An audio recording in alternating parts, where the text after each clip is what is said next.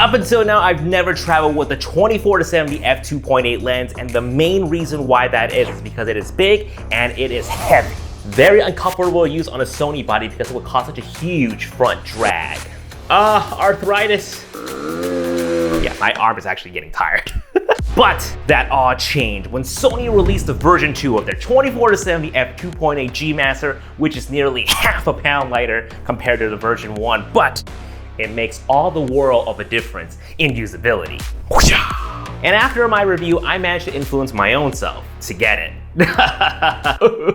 And a portion of this video is sponsored by PPA. So I brought this with me to Switzerland for a month, and I'm very happy with my shots. Let's go ahead and take a look at some of them here. Mwah! They are beautiful. These are gorgeous. The colors are amazing.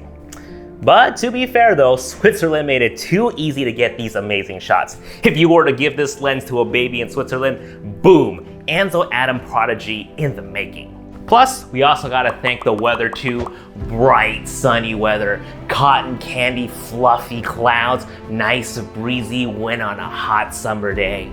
Now, 24-70, you probably heard a bajillion times. It's probably the best versatile mid-range zoom lens for any camera systems, and anyone who say that is absolutely right. During my whole time in Switzerland, I never felt I needed anything wider or tighter. 24mm just seemed so perfect for these wide landscape shots. It never felt too far away where it would make things feel too incredibly tiny in the images, and very rarely did I felt a longer telephoto lens would have came in handy.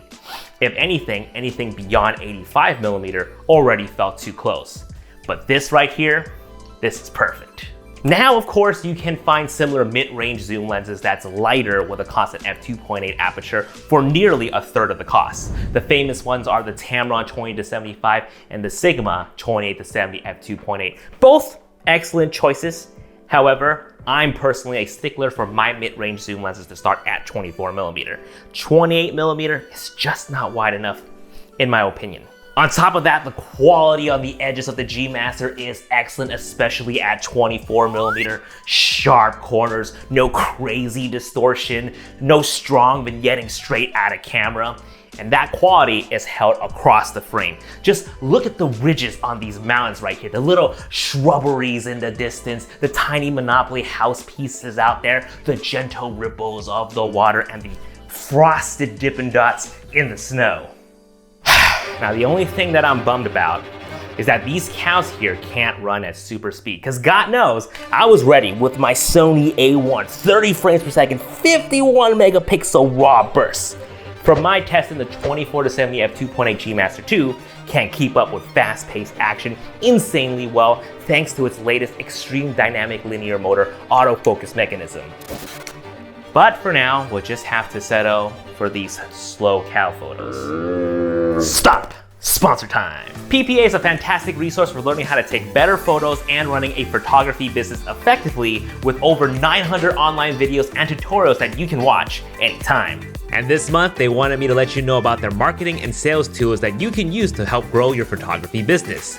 Now, I know when we're out there being creative and capturing the moments, we don't always have time to think about how we can expand our clients. Thankfully, PPA offers resources such as customizable brochures to advertise your business, as well as ebooks and video tutorials on how to build your branding, content creation, and digital marketing. They even have downloadable price lists to get you started on marketing and pricing your work. To learn more, check out the link in the description box below and use my code to save $25 off your PPA membership when you sign up today. Thanks again for listening. Now back to the video. So let's go ahead and talk about video.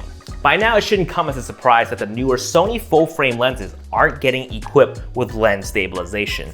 All stabilization are now done through the body, which I'm okay with because all Sony full-frame bodies are equipped with in-body image stabilization.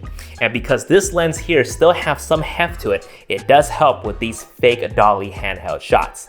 And the Sony A1 and the A7S III got that juicy 4K 120p no crop. Woo! Sorry, A7 IV users.